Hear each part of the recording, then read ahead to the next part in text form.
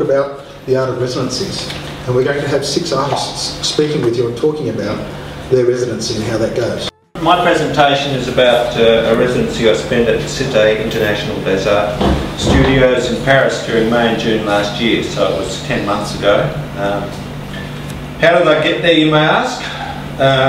Well, I wanted to go to Paris for quite a long time, for a decent length of time. The first time I actually went to Paris was in 1979, and I've been there many times since, but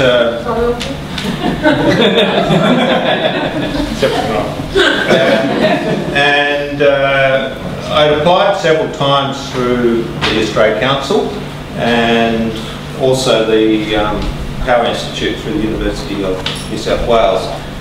And I wasn't very successful in receiving a studio in whenever it was.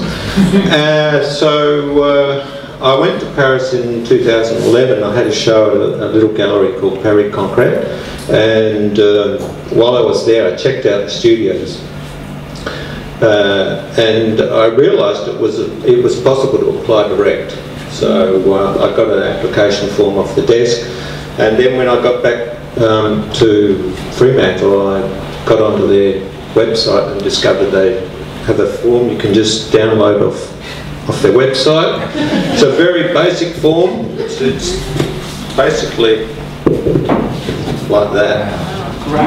It's one page of questions, and you write a letter of intention, CV, and 10 photographs of your work. They don't do digital.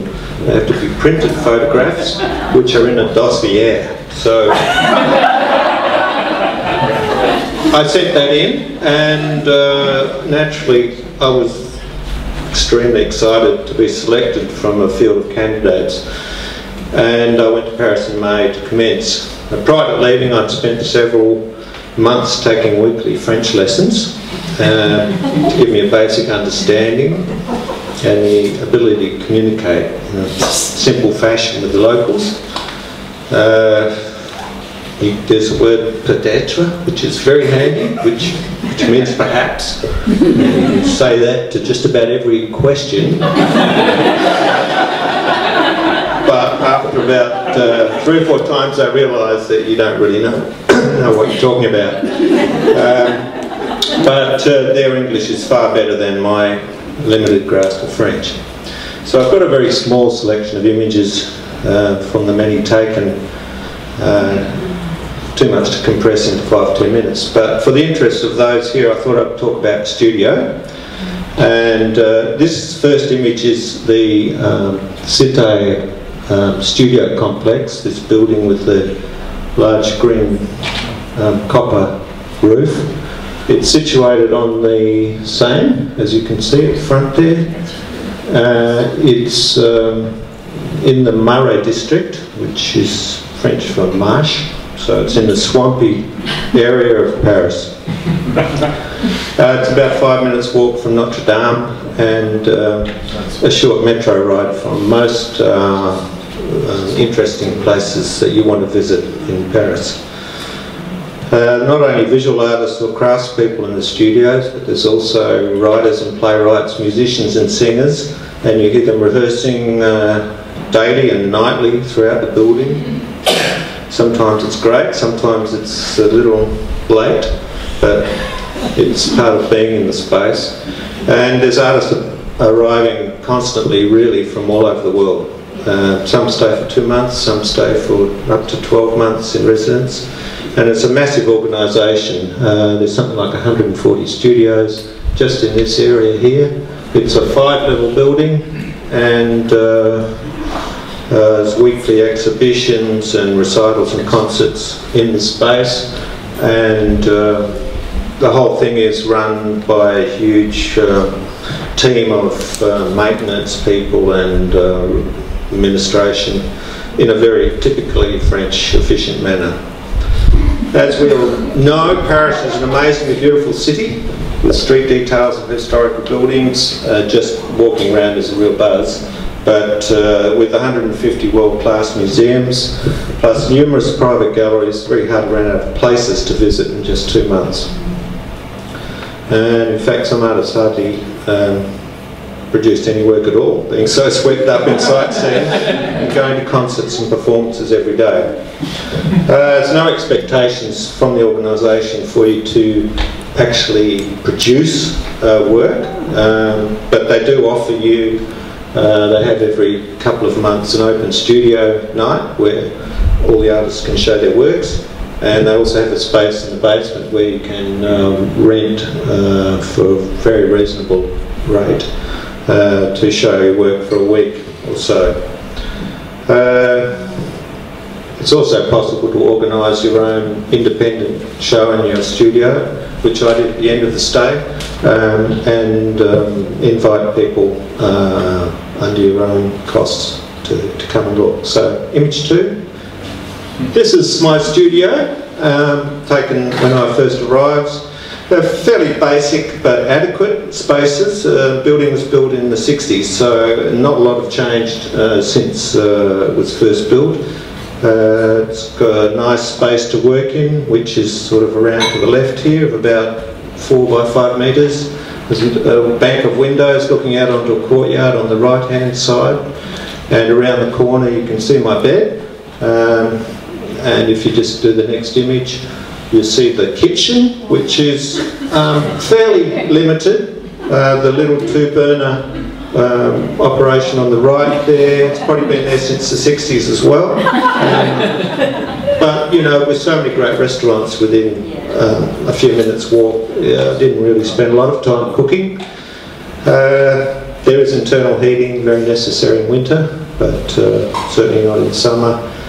My studio was actually labelled as Slovenia, but I guess there was no Slovenian artist around, so I was given the space for the period of time. Next image. There's my little bed, and then around there's a little kitchen. And the next one. Yes. Now this is my daily walk to the studio. Being a massive building as it is, there's lots of really, dark corridors, and I guess I put this image in because one of the downsides I found being in the studio is that there really wasn't a common space where artists could meet. You sort of felt like if you wanted to talk to an artist, you had to go and knock on a stranger's door, which I certainly didn't feel that confident doing. But as time went on, I did meet other artists from Australia. And the next image, there was a weekly evening picnic on the river, and it was a much appreciated chance to sort of share ideas and experiences. Next image. There were some fantastic shows, as Meenakshi mentioned, this show called Dynamo, which was, as she mentioned, about kinetic and optical art. This particular work was one of many that I documented. There's a large-scale interventionist artist called Felice Verini, and he produced this work on this portico of the gallery, which was the Grand Palais space in Paris. You can only see the work like that from this position. So if you show the next image, you see that it's actually been applied to the space, and as you move around, the whole design of it breaks up. When I looked at it closely, I realised it's not actually painted onto this architecture, but it's more like plastic that's been adhered. Okay, next one please. I set myself a project for the residency was to document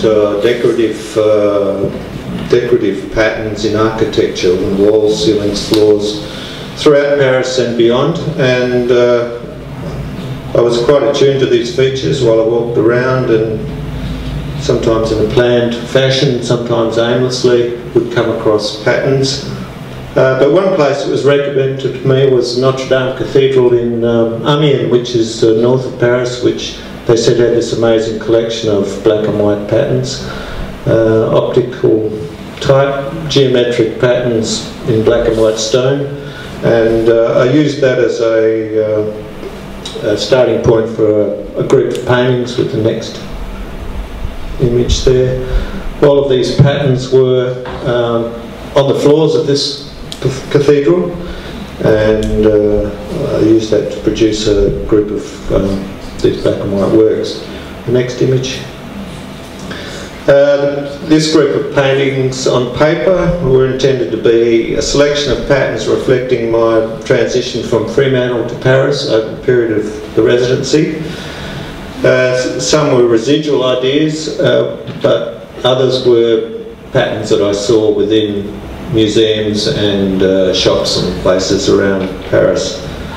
They've been standardised by using the same sort of scale of structure underneath and the same type of colouring. These are being used to develop further works for an exhibition that I'm holding in April this year. Next image, the last one. I made a small intervention on the window of the studio at the end of my stay, where I showed the small paintings and some other things. And this pattern I discovered a few years ago in New Norcia. It's actually a floor pattern in the hostel built for the Spanish monks in mid-1800s, I think, in New Norcia. And I've used it on several other works, and it was nice to sort of complete the circle and have the work in Paris and also back in Australia. I'd like to finish by expressing my gratitude to ArtSource for the Go Anywhere grant. I think it's a fantastic initiative, and the funds provided by donation, I believe, and I hope many other artists can benefit from this particular fund in the future. Thank you.